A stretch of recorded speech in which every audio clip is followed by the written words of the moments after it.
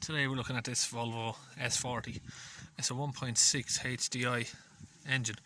So what's happening is, I've been told, well, we've had a test drive on it ourselves, and if you drive the car nice and slowly, there isn't much of an issue. You can feel a little bit of a hesitation in this acceleration, jumping around. But if you accelerate hard, like you put your foot down, the car will struggle and then it will just die. Engine cuts out, stalls.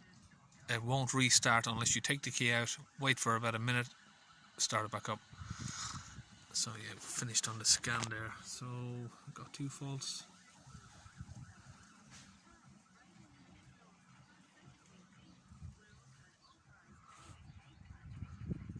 Fuel pressure is too low and particle filter faulty signal. So fuel pressure too low can either be one of a few things.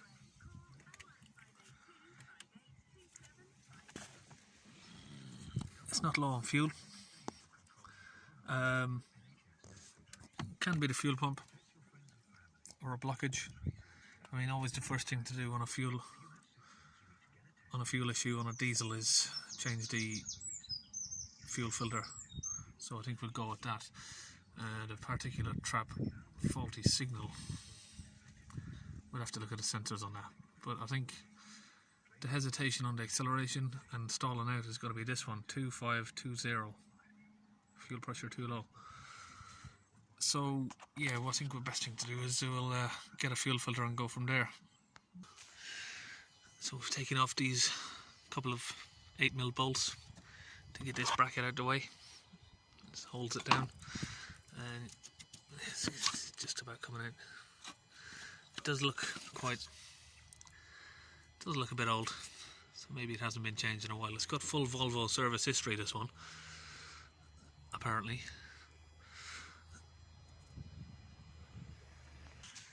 And here is the replacement filter.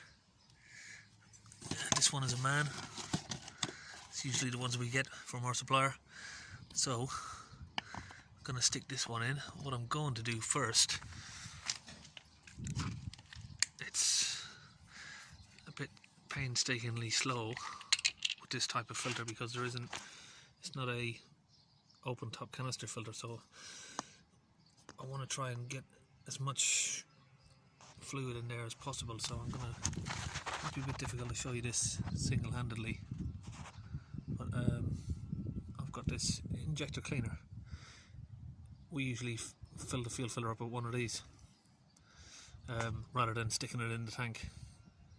It does a very good job. So if I just pour it very slowly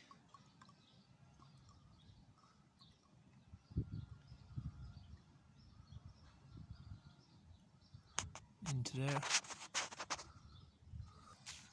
So I've now tipped that in.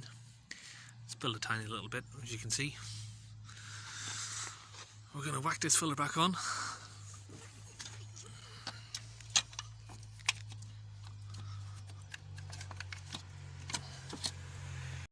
Pushed it down, so we've got these little bolts.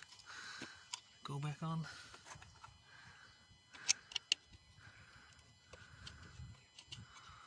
Over here, and then obviously this one that goes on top. I'll put that on and we'll skip to the next part. So the fuel filter is back on now. We're going to attempt to start it. With a diesel, you're probably going to find it's going to start and then stall out again once all of that air gets through.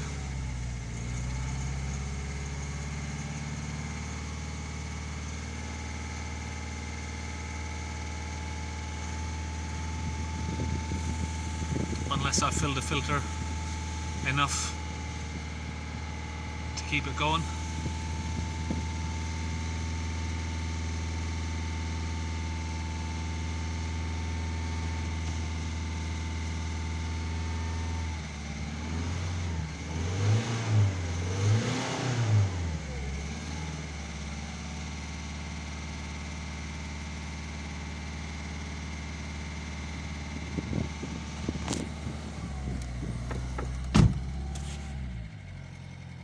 suggest a good idea of putting some injector cleaner or diesel in the filter before you put it back on the car. It just saves you a lot of hassle of trying to restart the car to bleed the air out the system. I didn't quite fill the filter with that bottle. I didn't fill it right to the top, but it seems to have done the job enough. So what we're going to do now is take it for a test drive and see if the fault returns. Just going to click the fuel pressure sensor and any other related live data for that. Yeah, let's put the DPF on there as well because that was coming up. Okay. Live data on the fuel looks good. And on the speedo itself, there's a massive difference in acceleration and how smoothly the car is pulling.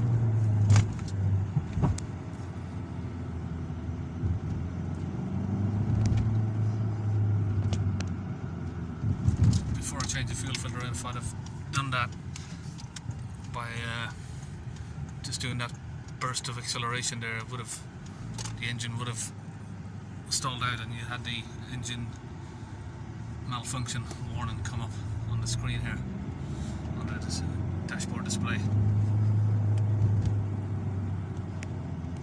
So what seems to have been the problem here is it's had full service history from Volvo, but what a lot of people don't understand is when they get a full service, or they're getting a yearly service at Volvo's, to entice people in, most dealerships just give you the cheapest service quote they can, which is a basic oil change, and the fuel filter hasn't been changed for a lot of years by the looks of it. So yeah, this guy's told me he's been quoted for a new fuel pump. He's been estimated prices way above the 1,000 mark. So yeah, I'm quite pleased that I've saved the customer a lot of money by just changing the fuel filter. The fuel filter on this is quite expensive, about £45, plus the injector cleaner. I mean, he's looking at just over 100 quid and the job's done. Yeah, so it's a massive improvement on the drivability of the car from takeoff. You know, if I'd have done that, it would have taken twice as long to accelerate to that point, plus it would have stalled out. A point I'd like to make about the injector cleaner, maybe everyone's have different opinions on that, but we've had a few of these cars, especially Renault diesels, where people have had the fuel filter changed. They've still been having these sort of problems where the car is losing power.